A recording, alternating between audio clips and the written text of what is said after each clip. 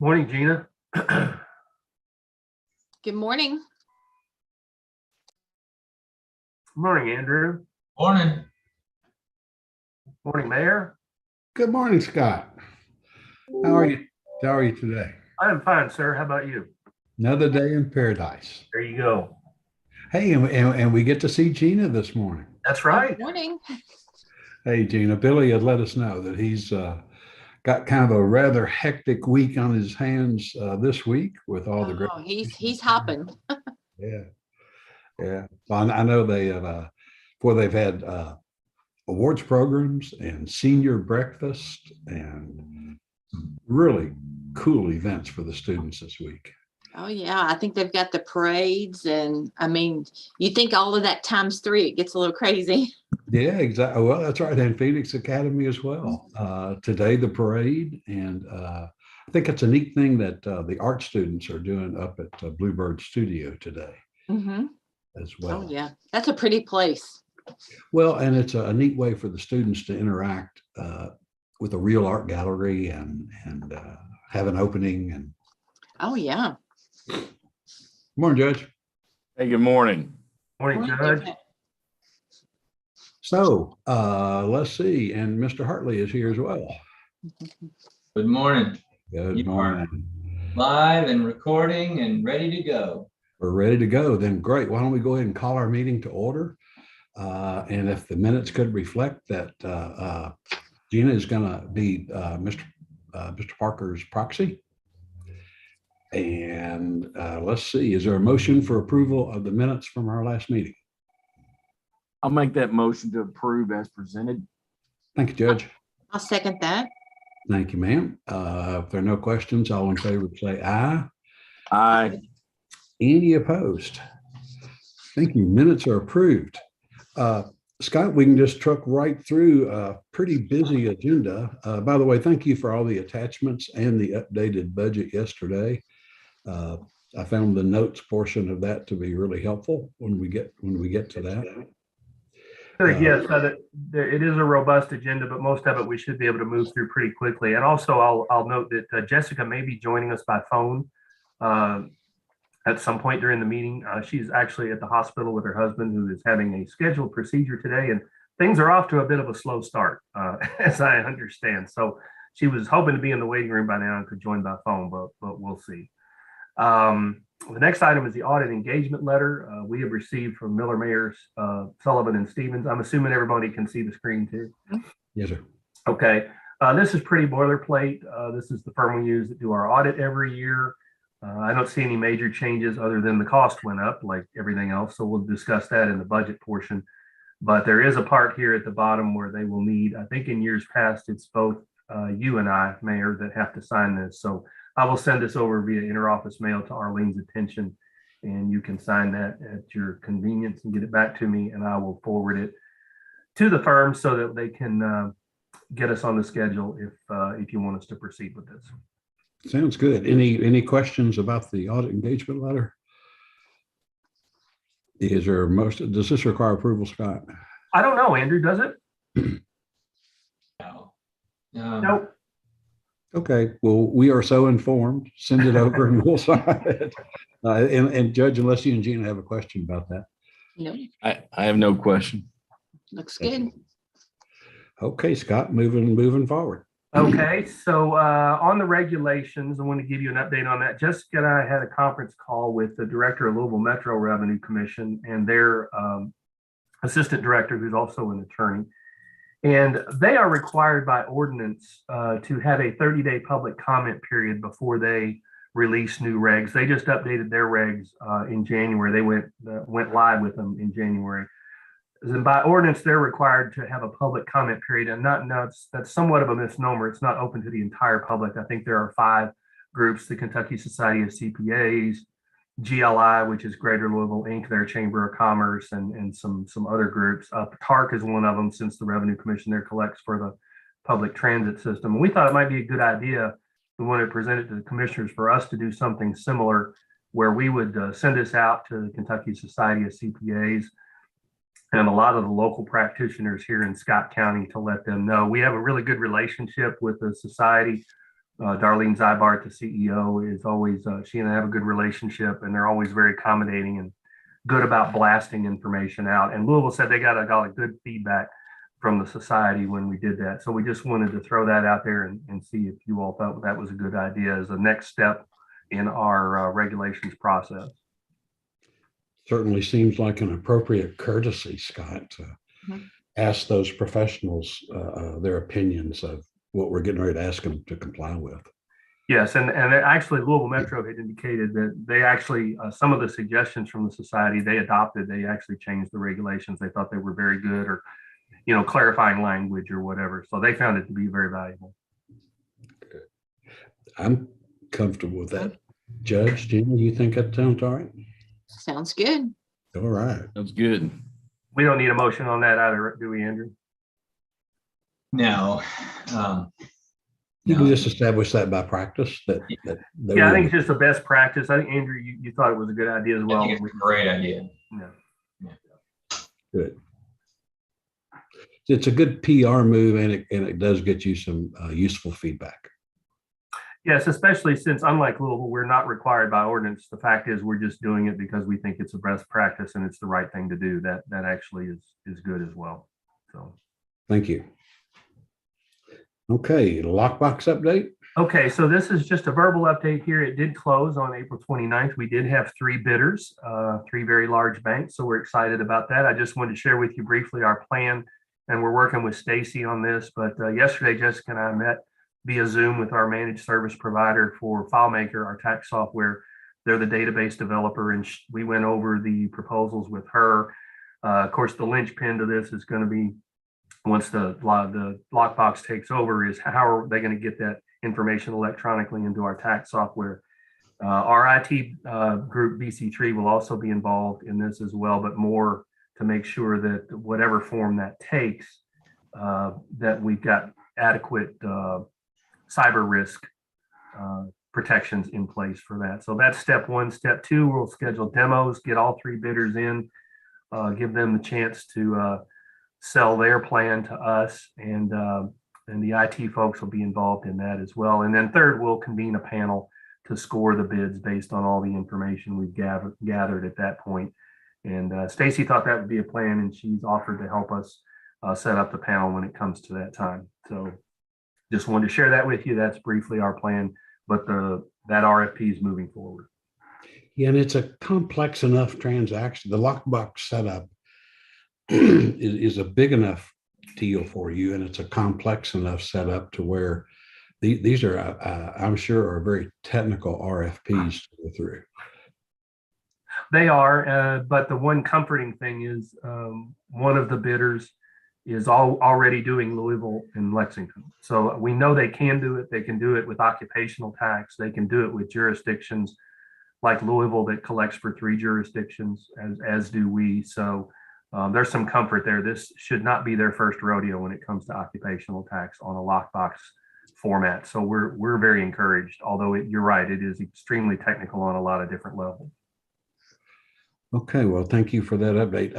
So what's your timeline then of having this process complete, and perhaps we're shooting to have all the demos completed in June. Now that's going to be some tricky scheduling between the database developer and BC3 and the 3 banks that have bid on this. So maybe some tricky scheduling there, but we'd like to have them all done by June so then we can get in the next step, start the scoring, and move forward. The ramp up time is surprisingly short. I mean, the window in some cases is as quick as 90 days that they can have us up and live. So it's once we get all the kinks worked out, I think their ramp up period is pretty quick. Mhm.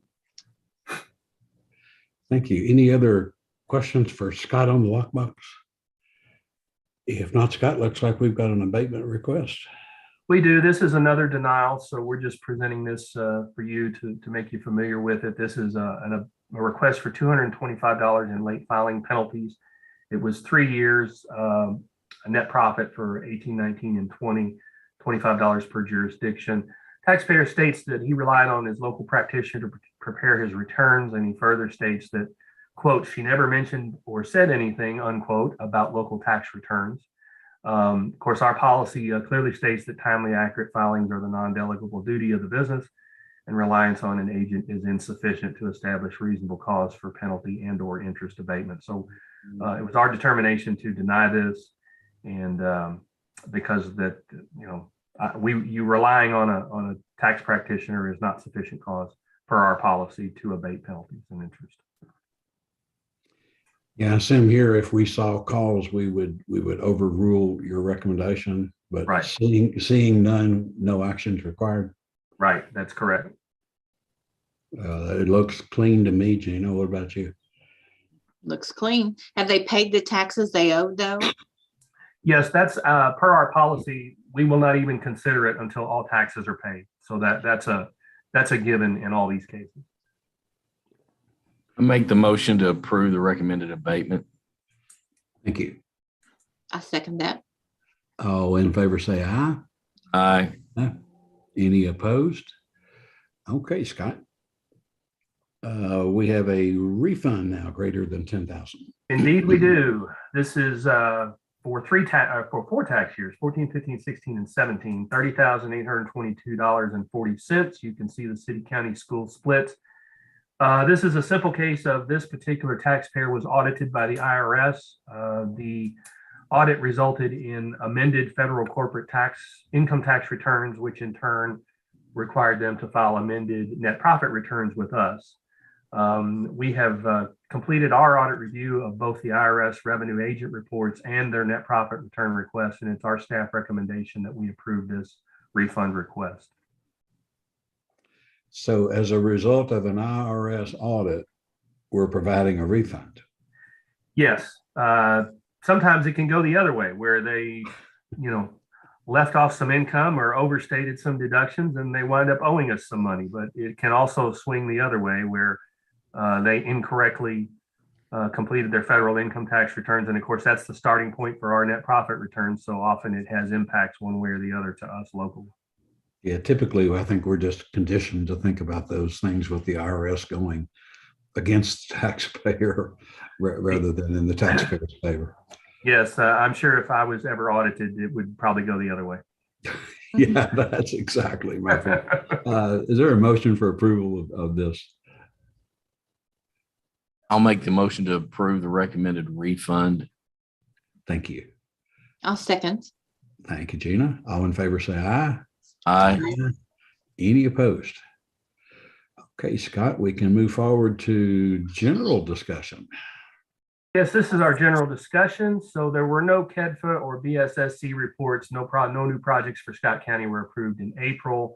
I do have for you the February, March KEDFA payments. Of course, as mentioned in prior meetings, these are the 2 months in the fiscal year where there are no incentives paid out because they have reached the cap. I just got the email yesterday from this employer, and in June, we will start that back up again. We'll have the May payroll where the incentives will resume. So just informational there for you. They send these out every year.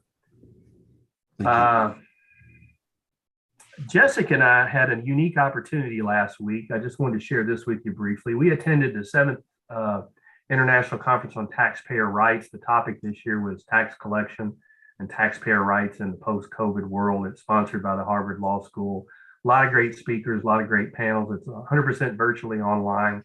It was pretty much all last week except for Tuesday and Friday, different times throughout the day. It was very, very insightful. We both got a lot out of it. Very inexpensive since it was virtual. We were both able to attend, and it's something that kind of popped up.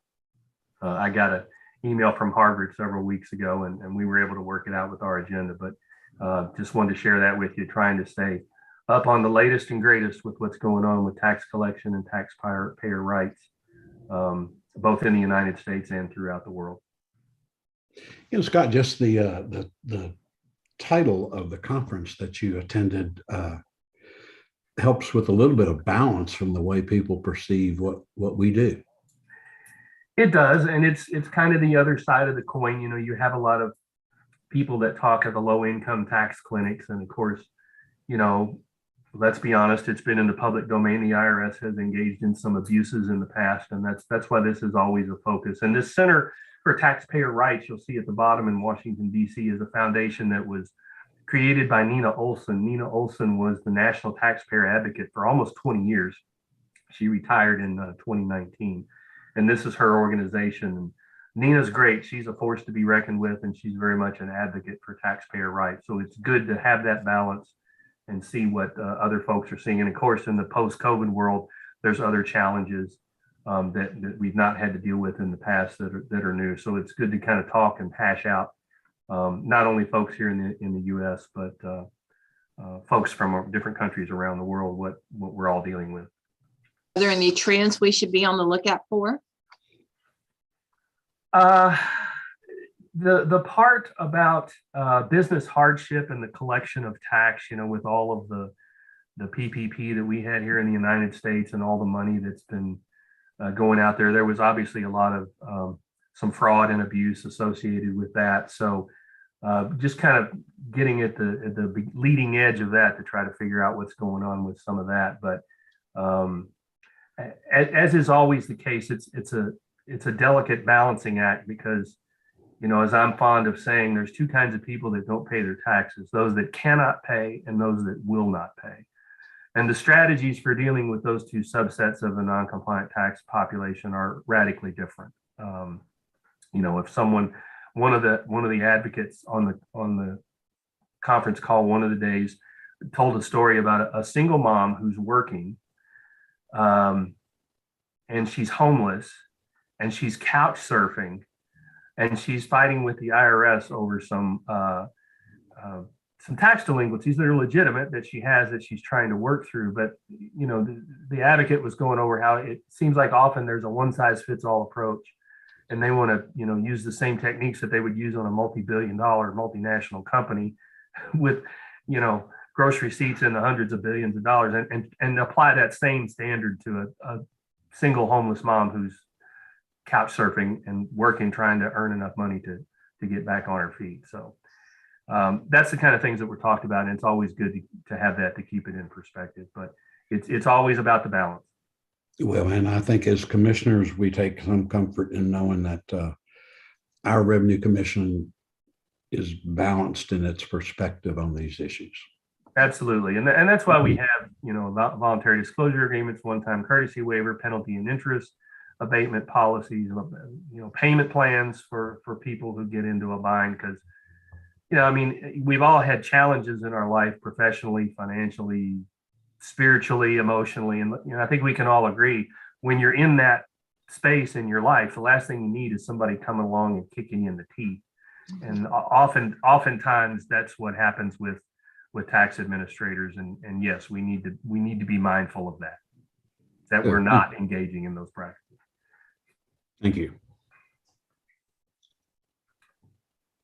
Okay, so you can see the April numbers there, up again for April, 388,000 or 7.5% overall.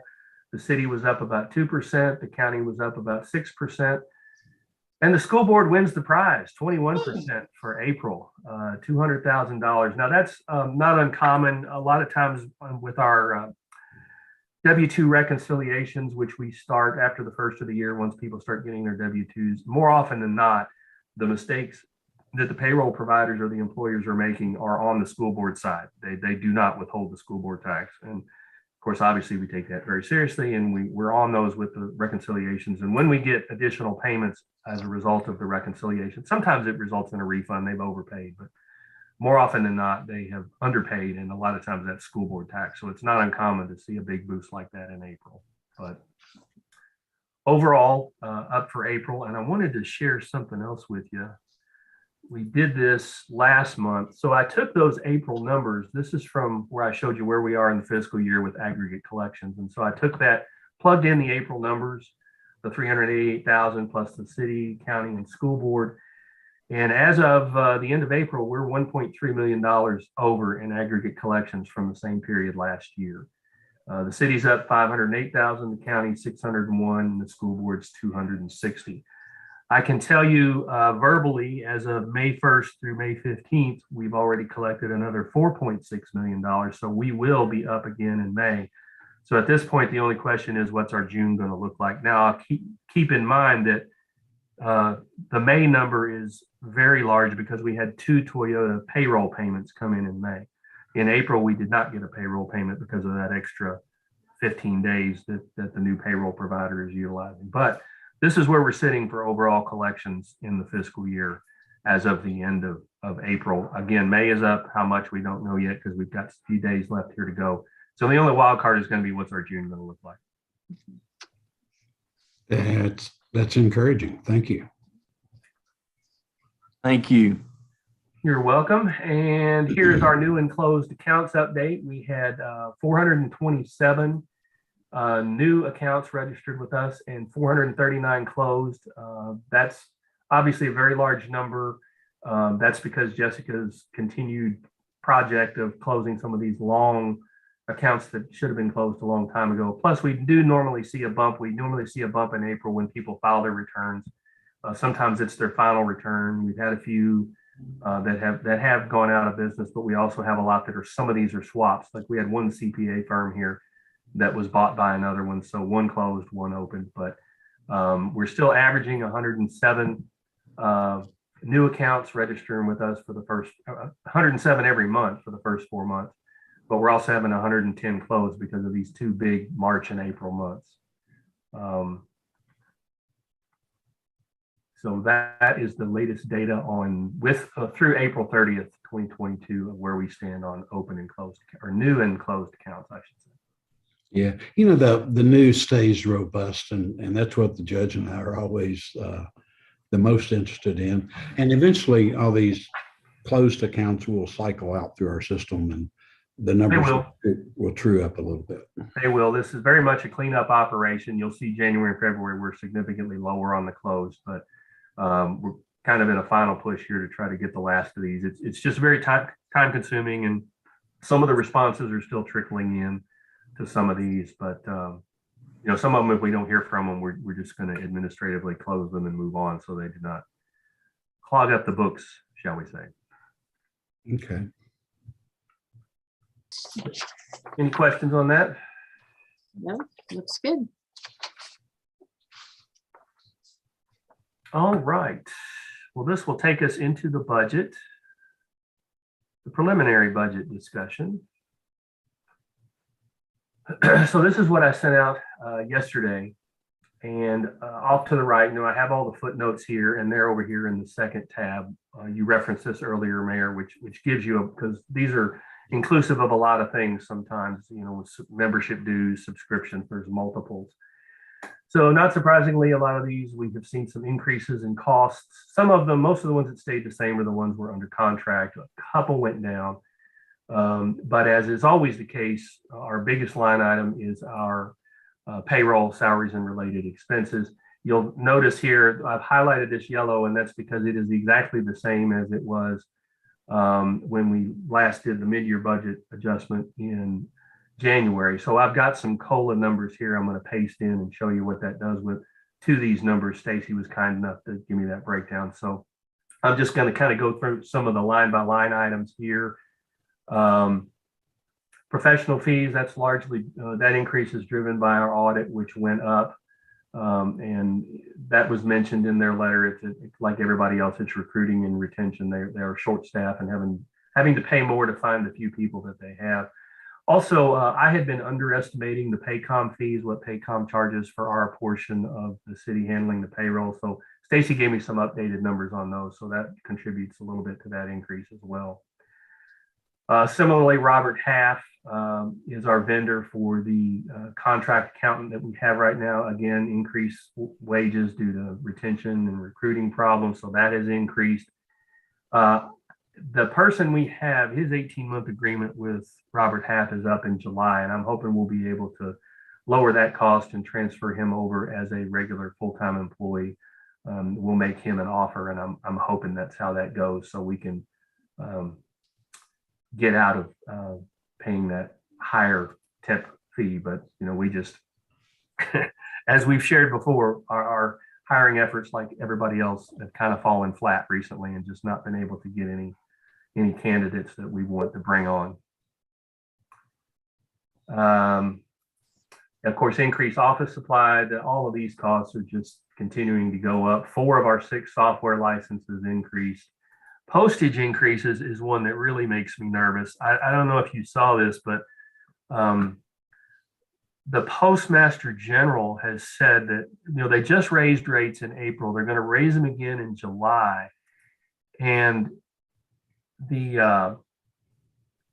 saying that the rates are going to continue to go up. His quote was, at an uncomfortable rate for the foreseeable future, until the postal rates get to the point where the post office is self-sufficient. So we're already seeing the brunt of these increases. So I've boosted that a little bit more with those comments. Now, that doesn't mean he'll get what he wants. He has to go. There's a postal regulatory board and Congress involved, but that's pretty scary. I think the increases are pretty uncomfortable now, and apparently he has more in mind.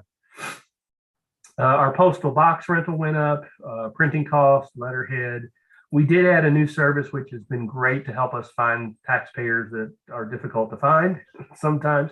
TransUnion has a TLO software. We added that this year. That's been a big boost to us. Our news graphic subscription went up a little bit. We've already had to replace one of our Dell AIO. AIO stands for all-in-one. It's a computer. The screen and everything is one piece. That's what we use here in the offices.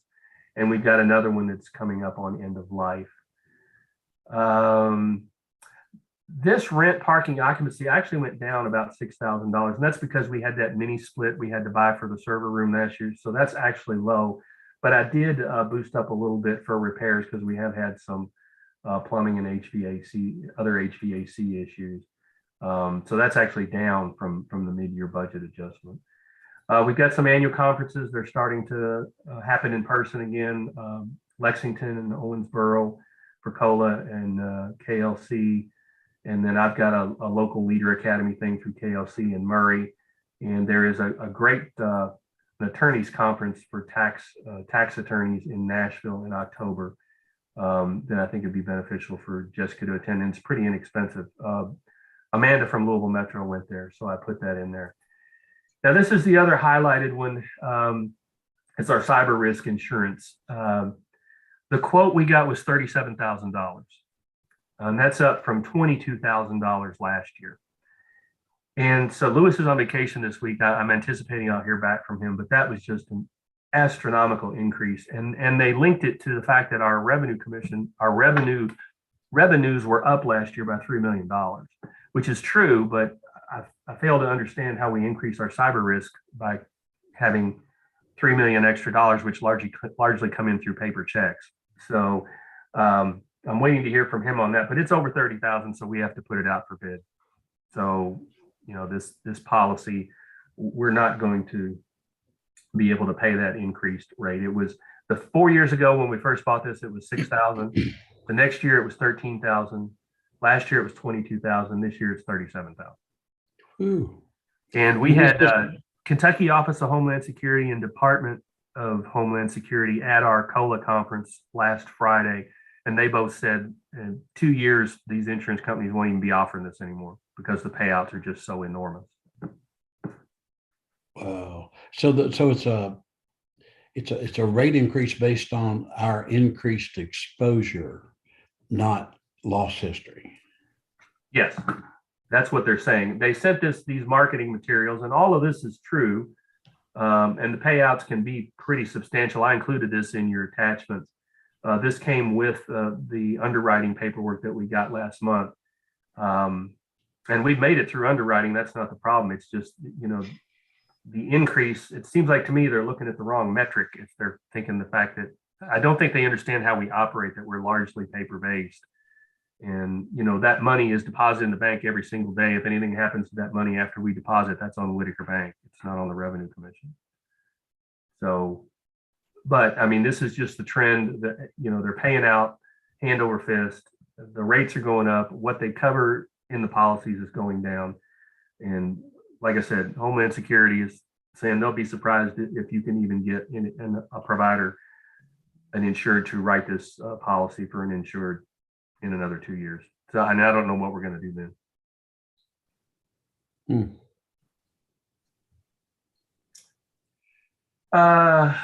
We went into, you had already approved this at a prior meeting. We went into a managed service agreement with DB Services, our FileMaker database developer.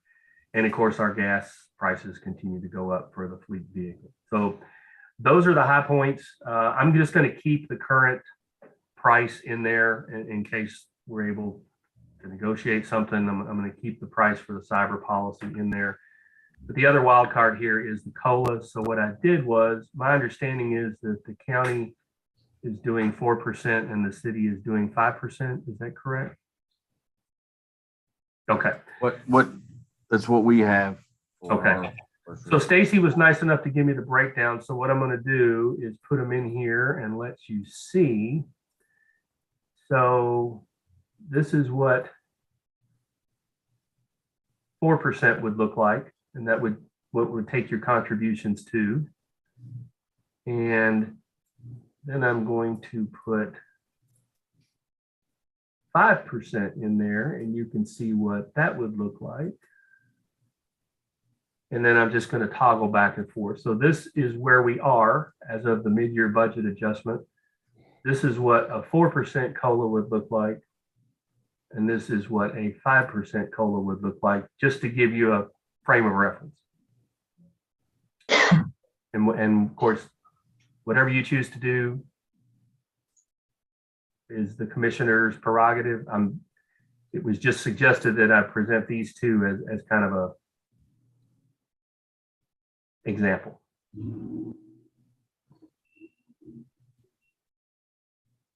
That's 5 and that's 4.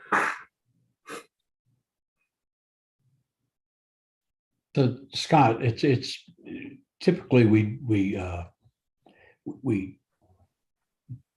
don't put you in this position, and we're in some consensus. I know, Gene, I think the school board did obviously less than these amounts. So I can understand why Scott would want the input of the commissioners. I think, frankly, the judge made a reasonable recommendation to the court, and they accepted it. After a lot of discussion, we felt the 5% was reasonable, and the council seemed receptive to it. So I think either approach is defensible, Scott, and I defer to the judge's comments as well. We on the interlocal agencies, we normally allow them to go with the governmental agency that they track with. I'm not sure, do we consider Revenue Commission administratively aligned, Andrew, with the city or county? More so with the city? They've been aligned with the city. I mean, we took actions to take them officially off of our ordinance, but they still follow our personnel policies. They still use our benefits system. They still use our payroll system. So, I mean, they're not truly a city entity any more than they're a county entity or a school entity, but they do align with us, and we do administer their operations So I point that out, but I fully respect that the county's decision was reasonable and their budget is appropriate. So the judge, I don't have strong feelings here. Just with the number of employees that we had, we did really feel like 4%, based on data that we looked at, trying to support our employees. We felt like 4% was appropriate. If you went to 5%, just felt like it was we just have over 300 employees, and that is it was another jump that we wanted to. We felt like 4% was the appropriate number. And Revenue Commission obviously has, how many total, Scott, do we have total full-time employees? 6. 6. So, I can go either way. An easy out for me would be, I recommend 4.5%. It's a split. And, that can be done, I believe. But I'll defer to the mayor if he wants to make a motion. I could, support either one. Yeah, I think it's the outcome difference is pennies. In the interest, Judge, of keeping the interlocal agencies that are under county administration following your all's administrative scenario, and the ones in our administrative camp following our administrative scenario, I'd like to go ahead with the 5%, Gina. That's twice as much as what the school system did. Judge and I are having this conversation as if we're the only two, but I know that, but that was our thought. I know if we had more, we would have done more. We were just limited by our revenues, and that's not your all's case as well. So I know they do good work, and, I know the average the state gave was 8, and, I think 5 is fair. Our portion of it isn't as large as your all's portion. I do understand both of your all's comments, but I'm kind of like you. If the city handles all of our stuff, I think it needs to stay in the cities. It just makes accounting easier when everybody stays the same. I do understand that. And if we weren't limited by revenue, we'd probably done a lot more, but I do understand. Thank you. And if we can live with that, Judge, I would ask Scott to go ahead and thank you. All right. Well, thank you all very much. I defer to your judgment on this, as always. Again, this is a preliminary budget. Do you have any more questions at this point, or do you want to wait till next month and approve it? Do you want to approve it now? Again, defer to your judgment. It looks very straightforward to me. I'm comfortable with voting on it if the other commissioners are comfortable. Have you, as a proxy, Gina, have you seen enough to be comfortable Yes. voting in the budget? Our cyber policy almost doubled as well. Oh, So, yeah, I get it. Yeah. Okay, then if there's a motion for approval of the budget as presented with the 5% salary increase, or I'll make that motion as the chair. How's that? Okay. I'll second. Gina beat me. It doesn't matter. Thank you, Gina. All in favor, say aye. Aye. Aye. Any opposed? Thank you, Scott. I'm glad to get that done in May rather than June. Yes, and it'll give Megan and Deborah plenty of time to work that in on the payroll side. All right, well, that's all I have. Boy, 39 minutes and we even got the budget in. Yeah, well, these commissioners are on it today, Scott. I'm telling you what. And when the package is that complete, it makes it a lot easier. Well, I'm glad of that. So the 1st of June is a Wednesday next month. So our meeting will be a little earlier than normal. The 22nd is the 4th Wednesday of June. And that's all I have, unless I'm happy to entertain any other questions. Okay, Gina, you got anything else today? No, sounds good. Good. Judd? Oh, thank you all for your work and efforts. And I'm optimistic about the, revenues, going into June and finishing out this year strong. So that's an encouraging piece of data. Yes. Well, thank you all again for your continued support, and thank you for the generous COLA increase. And we will continue forging ahead. Well, and I hope Jessica and her husband have a good outcome today.